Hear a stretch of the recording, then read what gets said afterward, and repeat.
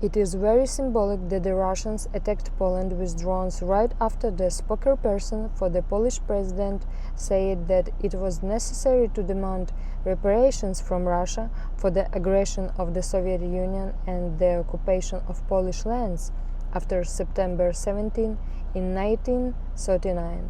To strike Poland again in September, this is how Russians demonstrate that they are ready to repeat aggression. Ukraine has warned Europe and the international community countless times that Russian expansion will not stop with the occupation of Ukrainian lands, that Russia is preparing attacks on other European countries as well. Possession of Ukrainian territory grants the right to the heritage, history and glory of Kievan Rus, and from this the empire only begins.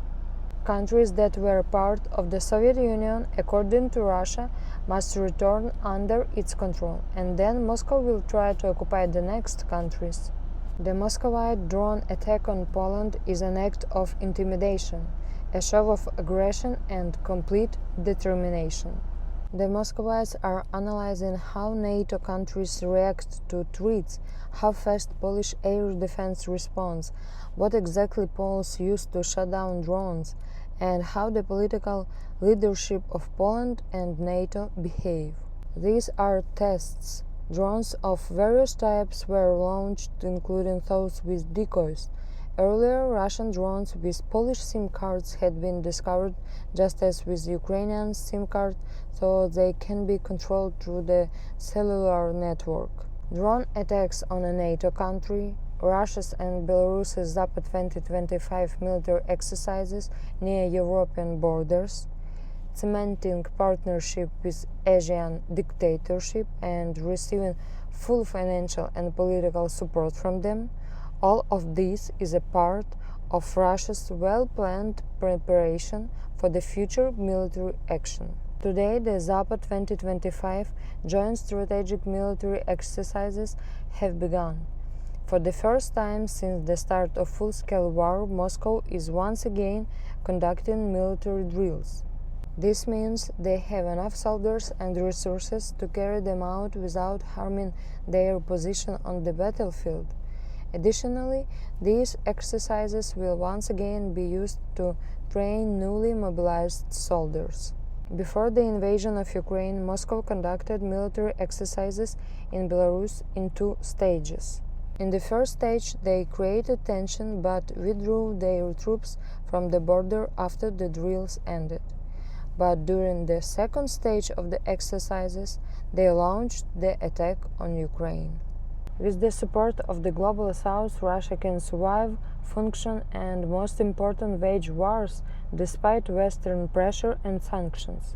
Unfortunately, the policy of today's USA has allowed this. And together with Russia, the Asian alliance becomes a powerful adversary of Europe and the United States, capable of delivering a serious blow that could destroy the civilized world. Overall, September is a symbolic month for the Muscovites. In the past century, Hitler and Stalin became allies in 1939, and in September they unleashed World War II. On August 23 in 1939, in Moscow, in Stalin's presence, the foreign minister of the USSR, Vyacheslav Molotov, and of Germany, Johann von Ribbentrop, signed the Treaty of Non-Aggression between Germany and the Soviet Union. The secret protocol signed at the same time defined spheres of influence and partition of Eastern Europe between Nazi Germany and the communist USSR. Hitler invaded Poland on September 1st, occupying its western part. This marked the beginning of World War II. And on September 17, Stalin sent troops into the eastern part of Poland, and Poland was divided along the Wisła and the San rivers. After dividing Poland with Hitler, Stalin, at the end of 1939, attacked Finland, and despite the Winter War was unsuccessful for him, he still managed to take Karelia and several other parts of Finnish territory. In 1940, the Baltic states, Estonia, Latvia, and Lithuania were annexed by the Soviet Union. Only 2 years later, after the start of World War II, the interests of the two dictators completely diverged, and they entered into direct military confrontation.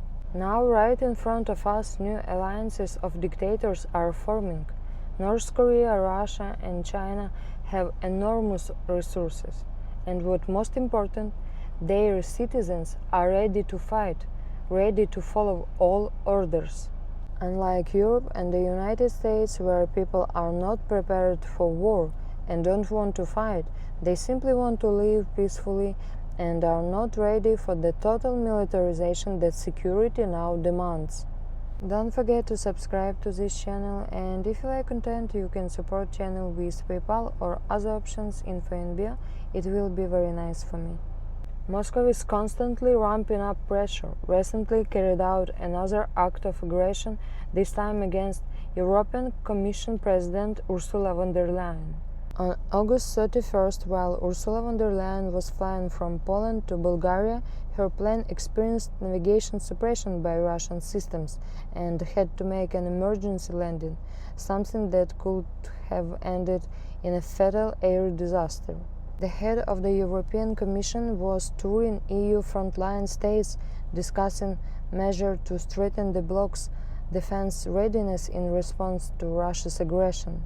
Air disasters caused by Moscow's actions have happened before, like the horrific tragedy of the Boeing race MH17 shot down by the Russian military near Donetsk in 2014.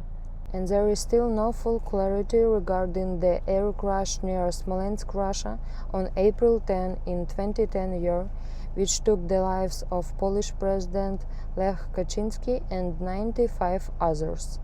Also in recent years, countries bordering Russia and Belarus have often complained about navigation jamming and spoofing incidents caused by Russia's electronic warfare systems.